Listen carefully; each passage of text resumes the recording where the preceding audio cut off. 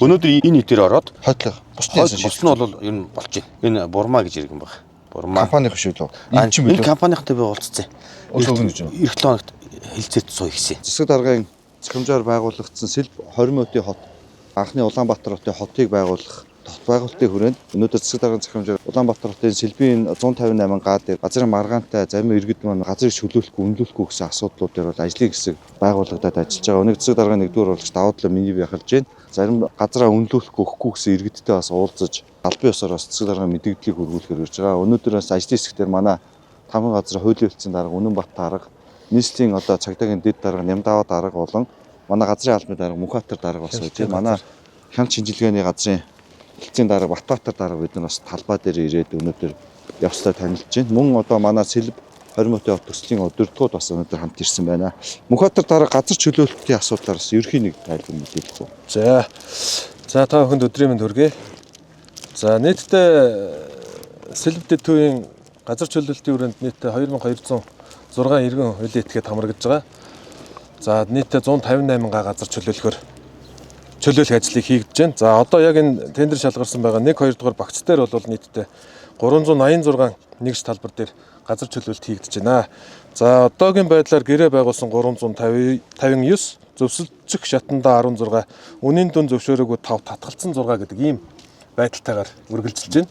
1-2 дугаар багц дээр. За 1-2 дугаар багцтай тэгвэл татгалцсан 5, үнийн дүн зөвшөөрөөгүй 6 айлууд дээр хэдүүлээ. Татгалцсан 6, үнийн дүн зөвшөөрөөгүй 5 гэдэг 11 айл бол үлдсэн байна. Тэгэхээр 11 айлынхаа өнөөдөр хамгийн ихний айл болох уртлын багц нэг дээр байх нь чинь Сүхбаатар дүүргийн 14 дугаар хороо. 14 дугаар хорооны иргэн Бурма. Албан ёсоор даваа талаа засаг даргын 1-р урлагч ажлын хэсгийг ахалж байгаа тий. Та маань тэгээд бас мэдж байгаа бид нар нөгөө одоо агаарын бохирдол бол энэ хэсгээр чинь сая өвлийн эмчтэр 22% буурсан байж байгаа. Тэгээд одоо анхны ингээд Улаанбаатар хотын 20 минутын хотоо байгуулах гээд одоо ингээд ажиллаж байгаа. Энэ дээр бас та зөвшөлтсөд чөлөөлөх шаардлагатай байж байгаа. Энэ дээр бас тань дээр ямар асуудал байна? Сэлб дэд төвийн зам тавихад бол би уртлынхаа газрыг өгсөн. Танаа газар чиг сайхан болно, халуун дулаан нэрнэ, хүүтэн бохир нэрнэ, та нарын ажил амжилт дээшлэн. Тэгээд би тэн дээр бол дэлгүүр бас талх нарын боомныг ингээд үйлдвэрлэл явуулж исэн тэр хэсгийг ингээд зам орчлоор гарцаагүй гэж таарж байгаа. Бид нар бол бас яг хүслээрээ гарцаагүй төрийн ажлыг одоо саадуулахгүй тулд өгсөн байгаа. Тэгээд бид нар энд одоо энтлийнхаа айлын газрыг өөрсдийгөө хөгжүүлэхийн тулд тийм ээ сайн сайхны төлөө бид нар хүлээгээд хажуудлынхаа айлуудын газрыг худалдаж авсан байна. Тэгээд энэ дээр бол өөрсдөө юм барина гэдэг бүр анханасаа хүсээд танах бол нэлээд том тийм энэ чинь 3 айлын газар баггүй би тухайн үед чинь нөгөө энд газарт орчлоо энэ тэрээгээ тэгэхээр чи хүмүүс юм аа үнэтэй зарах гэдэг нь шүү дээ. Тэгэхээр би тухайн үеийн үнээс хамаагүй үнэтэй энэ дотор байсан 600 м2 газраа өгж байгаа дээр нь мөнгө өгж байгаад энэ газраа аваад одоо энэ дээр ерөөсөө л халууныг хүлээгээд би одоо халууныг хүсэлт өгөөд бас хөөцөлтөд явж үтсэн. Тэгсэн чинь халууныг хүсэлт өгөөд явсан чинь за ганцхан танаа тэр барих гэж байгаа юмны чинь төлөө энэ подстанцыг ажилуулчих болохгүй. Танах энд хөгжөөд ирэхлээр энд чинь одоо тэр хүсэлтээ өгөөд бариа гэсэн тийм юутгаар манайх ер нь энэ дээр юм барих гайл өөрсдөө үйлдвэр үйлчилгээний юм барих гал ингээ хүлээгээд байжсэн байхгүй. Тэгээд өнөөдөр би бол уртлын газар өгөхдөө бас хохирсон. Өөрийнхөө хувьчлаад авсан газрыг хүртэл буцаагаад үнийг асуулаад худалдаж авах жишээдэг. Гэхдээ одоо бол би дахиад ийм хэмжээний байрлалд ийм хэмжээний газрыг авахд надад одоо энэ хотоос өгж байгаа мөнгө бол сэтгэлд нийцэхгүй байгаа учраас би өгөхгүй байгаа. Түүнээс хэрвээ би сэтгэлд нийцчихсэн бол хамгийн түрүүн гараа өргөд миний газар тэгтээ би юмаа барих гад би ингээ бүгднийг чөлөөлцсөн. Хамгийн түрүүн гараа өргөөл мөнгөө эргүүлэх гэж хурдхан шиг өгөөд яачин шүү дээ тийм ээ. Таны газрыг олон улсын Монголд байгаа компани хөсөлж аваад тэр нь төрийнхэн биш яг жишгийн дагуу стандартын дагуу аргаслаа тогтоогод үнэлж байгаа. Өмнө одоо энэ Улаанбаатар хотын өнөөдөр хүрсэн алдаа чинь хотын дэд үтцүүдэд тэр чигээр нь төлөж хамтдаа явуулж чадаагүй. Одоо би өөрөө инженер мэргэжилтэй хүн тэрийг ойлгож байгаа. Тэр нь одоо шугам дулаантай бүгдийг хийж байгаа учраас одоо ингээ хууль нийцүүлээд бид нар хувийн компани яг аргаслахын дагуу хөслөөд үнэлгээг нь хуулийнхын дагуу хийгээд зах зээлийн үнэлгээг нь өгж байгаа. Тэгэхээр хин нэгний ялгуулж тэр бол зах зээлийн үнэлгээ биш ээ. Улаанбаатар дүүрэн 3 болоог тэр манай компани үнэлгээ хийсэн байгаа. Үнэлгээний үндсэн одоо газар үнэлэх үнэлгээний үндсэн зарчим бол одоо ажлын даалгаварт тусгагдсан. Одоо газрын үнэлгээний хууль дүрмийн дагуу стандартын дагуу бид нар үнэлгээ хийж байгаа. Энэ одоо үнэлгээний суур үнийг тогтоохдоо бид нар одоо 23 оны одоо үндсэн байдлаар 23 24 оны он дээр бол үндсэндээ судалгаа хийж бүх одоо ухаанд энэ хавьд одоо энэ хавийн үнэлгээ ороогүй байх үед бид нэр суурь судалгааны одоо ажлыг бол хийгдсэн.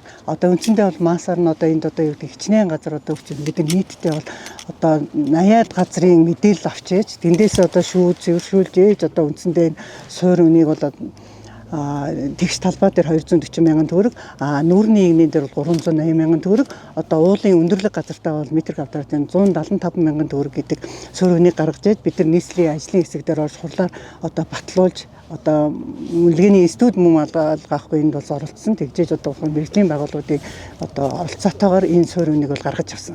24 онд бид нар яг бусад иргэдтэй адилхан үед санал тавьсан. Тэр үед зөвшөөрөггүй байж байгаад өнөөдөр хүсэн асуудал. Энэ бол тусан асуудал. Тэгэхээр хууль заасны дагуу бүс нутгийн 70% иргэд нь зөвшөөрсөн тохиолдолд чөлөөлнө гэдэг. Бурмаа их ч одоо та нэг юм аягүй сайн ойлгох хэрэгтэй. Та эцсийн зорилго нь бол зөв. Бидний энэ дээр бол мархан байхгүй. Бүгдээр инженер хүмүүс. Бид нар хотыг сайхан болгохгүй би өнөөдөр энэ ч хүмүүс зогсож байгаа. Биднүүсийн амьсгалж байгаа агаар цуг, хөрс цуг. Тийм учраас Батараараа ярьж байгаа. Тийм учраас бид нар бол энийг бол чөлөөлнө. Зөв олон нийтийн төлөө дэмжнэ.